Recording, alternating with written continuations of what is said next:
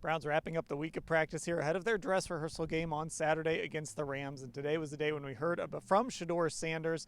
Mary Kay, you just put up a post right before we recorded this video. Shedeur was asked about Dillon Gabriel's comments during the preseason game about entertainers and competitors. This is the first time we've really had a chance to talk to him since those comments and his first chance to respond.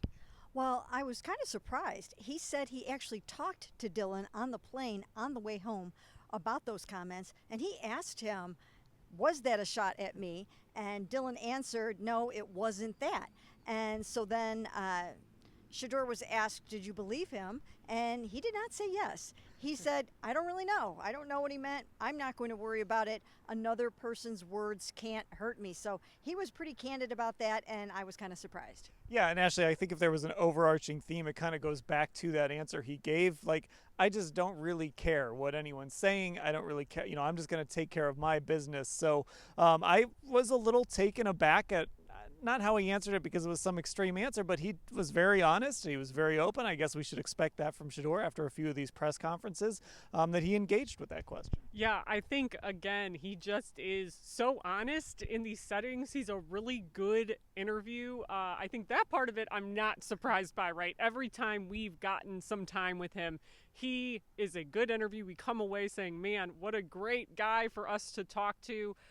So yeah, in that way, I was surprised, but I wasn't. The more I thought about it, I'm like, you know what? This is kind of the usual we've seen from Shedeur Sanders so far, and I think he's very honest. And I think to your point, though, like, he's also honest about the fact that this isn't what he's thinking about. He's not letting it control too much of his energy, and I think that's good, too, when you're a young player. Now, Shedeur is going to play on Saturday against the Rams. He's going to go third in the rotation. Joe Flacco will start.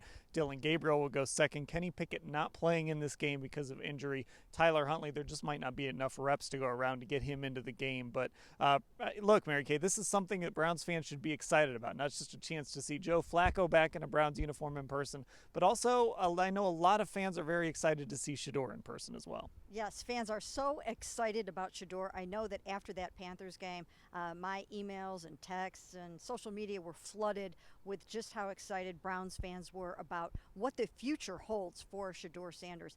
But the thing that really stood out to me today during his interview was just the fact that he talked a ton about trying to adjust to life as a backup in the NFL. He's not been a backup since he was back at Jackson State some years ago, and this is different for him, and he has to learn how to cope with it. And Tyler Huntley, who's here as the fifth-string quarterback, is helping him figure out how to navigate life as a backup quarterback. It's hard for him, but he's keeping a smile on his face about it, and he says he's going to cook and be ready for his time. Yeah, and that's the interesting thing about this entire competition, because you could say the same thing about Dillon Gabriel. It's probably been a long time since he's been a backup. Of course, we know he was in college for a long time and starting for a long time. And, Ashley, both of these young quarterbacks really are going to have to make some big adjustments here once we get through this preseason game and it's time to get into regular season mode. Yeah, I think that is going to be key, how they handle that and how they obviously continue their development too. But yeah, I mean, I thought the Tyler Huntley answer from Shedeur was kind of cool, like the way he talked about it and said, I think in terms of his thinking that God has a plan for everything and that Tyler's helped him so much and served as an example for him so much already. And kind of what Mary Kay said there at the end, he's viewing it as he just has a little more time to cook, like if you were baking. So I thought it was kind of a cool perspective that he shared, but at the same time, that honesty from him, like he was honest in that it's different, right? So I thought that was pretty cool too. Okay, so starters are going to play. Most of the starters are going to play on Saturday. We don't have a full list of if anyone's going to sit out or not, but you expect most of the starters,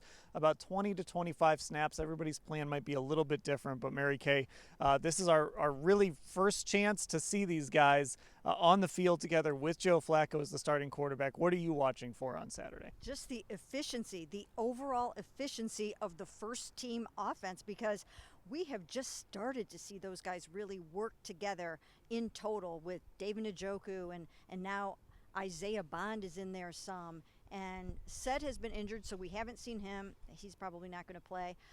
But just a chance to see what this is all about. Of course, they still don't have Quinshon Judkins. And I think that is going to make a huge difference. if and when he does come and play for this football team this season. So still waiting to see what happens with that, but how does Joe just move the ball down the field? How does he connect with Jerry Jeudy, David Njoku, and others? Yeah, you did mention Isaiah Bond, and Kevin Stefanski did say today that Isaiah will play in this game. We don't know where he's going to play, who he's going to play with, but fans will get a chance to see him as well. Ashley, what are you watching? Yeah, let's go to the other side of the ball because I think there's a lot of questions besides the D-line. Like the secondary rotation is going to be interesting. We know that Denzel Ward, I would be surprised if he plays in this game because of his shoulder injury. But outside of him, there's some questions with this Browns secondary right now. They've been playing safeties in that nickel spot quite a bit, so I'm curious to see how they manage that. And then at linebacker, that's a room that suddenly has gotten fairly thin again. I'm excited to see Carson Schwessinger, see more of Jerome Baker. But you think right now Winston Reed, who's a depth guy, dealing with a back issue. We haven't seen him at practice. We haven't seen Mahmoud Diabate in a few practices now because he's dealing with an undisclosed injury. Today, Nathaniel Watson ends up on IR with a torn biceps. He suffered that yesterday. And he had been playing well and making some plays, especially on special teams. So really, I think that D-line has looked so good, but now I'm like, okay, we're going to get most of these other defensive guys out there. I'm curious to see what this is going to all look like and how concerned about depth we're going to be heading out of Saturday. All right, I'm going to say, look, you want to talk kickers real quick? I don't think Dustin Hopkins is going to lose his job here or anything, but I still think there's a little bit of uneasiness here when you're watching this kicking game, and we haven't seen a lot of it.